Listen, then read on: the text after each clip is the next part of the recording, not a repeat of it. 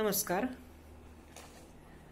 Renuka arts Nagpur यांच्या पुस्तक परिचय विभागामध्ये मी आपल्या सगळ्यांचं स्वागत करते. मी BCom झाले आणि त्यानंतर पत्रकारितेची पदवी घेऊन लिखाण करू लागले. आकाशवाणीवरही काम केलं. बँकेत नोकरी लागली. एकीकडे लेखनही चालू राहिलं, पण हे साधारणपणे आस्वादात्मक किंवा मुलाखतींवर आधारित असायचं. बँक सोडल्यानंतर मी MA केलं मराठीमध्ये आणि त्यात मला सुवर्णपदकही मिळालं. त्यानंतर माझं लेखन थोडंसं बदललं आणि काही स्वतंत्रपणे मी लिहू लागले.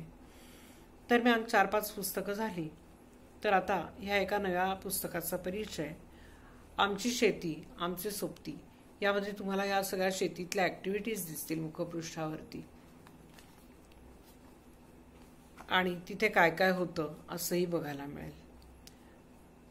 पुस्तकाला डॉक्टर विद्यागौरी टिळक यांनी प्रस्तावना लिहिली आहे आणि अर्पण पत्रिकेमध्ये मी म्हटलंय की शेत घेऊन तिथे जाऊन राहण्याचं स्वप्न बाळगणाऱ्या आणि प्रत्यक्षात मात्र ते राहून गेलेल्या ओळखी अनोळखी समविचारी मित्रमंडळींसाठी. या पुस्तकासाठी मी तुम्हाला एक संपर्क देऊन ठेवते. 7350007445. याच्यानंतर कॉमेंट्समध्येही मी आणखी नंबर देईन. आणि या पुस्तकाची 144 पानं आहेत आणि 220 रुपये त्याची किंमत आहे. स्वीटी पब्लिकेशन्स पुणे यांनी हे पुस्तक प्रसिद्ध केले. या पुस्तकात 19 प्रकरणं आहेत. ती साधारण सांगते शेतीत पडण्यापूर्वी म्हणजे आमची पार्श्वभूमी, शोध वडिलोपार्जित जमिनीचा, जमीन आहे असं कळलं आणि भावंडांनी हक्कसोड पत्र द्यायचं मात्र नाकारलं. ध्यास जागेचा म्हणजे जमिनीचा शोध सुरू झाला. जागा मिळाली. स्वप्नातून सत्याकडे. बेंझी आमच्या घरात.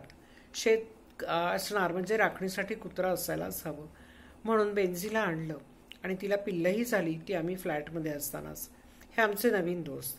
पिलांना रान मोकळं असाही एक वनवास. आमच्या शेतावरच्या फेऱ्या, शेतातली कामं, तिथल्या अडचणी म्हणजे पाणी घेण्यामधले आणि वीज घेण्यामधले प्रश्न. काळूचा वियोग आणि पाठोपाठ बेंझीचाही. आमची ही तिन्ही कुत्री एका पाठोपाठ एक पहिल्या 5 वर्षांमध्येच गेली. हा ऋणानुबंध बेंझीचा फारच क्लेशकारक ठरला आम्हाला. त्यामुळे त्याविषयी काही न सांगता आज मी काळूचं मरण याबद्दल तुम्हाला थोडंसं सांगेन. सखी आणि बिजलीचं आगमन. ही नवीन कुत्री आणली. गुंडूचं जाणं माझ्या जीवावरचं मरण. नावातच तुम्हाला समजेल.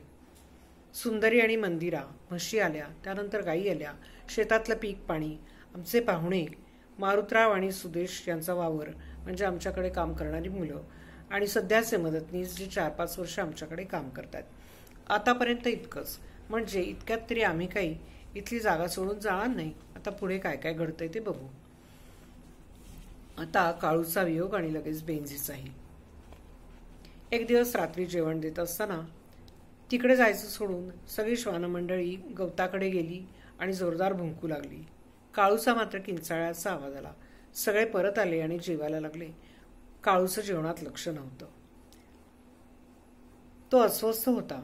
पार्किंगमध्ये आला आणि उजेडात त्याला कुठे काही जखम झाले का हे आम्ही बघू लागलो, पण त्याच्या काळ्या केसांमध्ये आम्हाला काही दिसलं नाही. तो जागेवर जाऊन बसला म्हटल्यावर आम्हीही वर जाऊन झोपायला गेलो. 1:30 वाजता साधारण पोरांनी आवाज दिला म्हणून मी खाली उतरले तर काळूचा मागचा उजवा पाय वरपासून संपूर्ण सुजलेला. त्याला कसंबसं वर आणलं. खूप वेदना होत असाव्यात. त्याच्या अंगावरून हात फिरवत राहिले. दुसरं काही करणं शक्यच नव्हतं. दुसऱ्या दिवशी सकाळी डॉक्टरांच्याकडे घेऊन जाणं भाग होतं. त्याला गाडीत घातलं. गुंडू एकटक बघत होता आणि बेंझी कावरी. तिथे जाऊन इंजेक्शन देऊन सलाईन लावून दुपारच्याच वेळेला सुनील परत आला. त्यावेळेला बेंझीने बघितलं. काळू आतमध्ये आहे. बघितल्यावर ती निर्धास्त झाली. दिवसभरात त्याला फार काही बरं वाटलं नाही, म्हणून पुन्हा दुसऱ्या दिवशी डॉक्टरांकडे न्यावं लागलं. ते म्हणाले, इंजेक्शन आणि 2 सलाईन देतो. आज जरा वेळ लागेल. तुम्ही तुमची कामं करून या. पण सुनील परत गेला त्यावेळेला डॉक्टर म्हणाले, आत्ताच तो हार्ट अटॅकने गेला. सुनील अगदी निराश झाला, हताश झाला. मला फोन केला तेव्हाही तो रडवेला होता.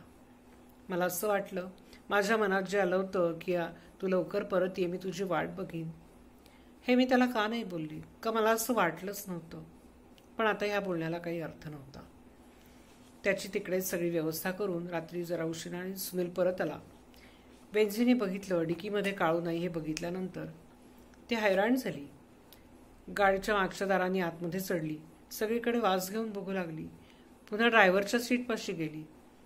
तिथेही हुंगून पाहिलं आणि शेवटी निराश होऊन तिने सीटवर डोकं ठेवलं. दोन्ही हातांनी कवटाळून तिला खाली घेतलं आणि आम्ही तिथेच बाजूला बसून राहिलो. काळू गेल्याचं तिलाही खूप दुःख झालं होतं. काही विशिष्ट वयानंतर प्राण्यांना आई, मुलगा, बहीण, भाऊ ही नाती समजत नाही असं म्हणतात. पण बेन्झी मात्र त्या दिवशी काळूची आईच होती. हा परिचय जर तुम्हाला आवडला असेल तर नक्की लाईक करा, शेअर करा, सबस्क्राईब करा आणि आपल्या प्रतिक्रिया मला कॉमेंट्समध्ये द्या. धन्यवाद.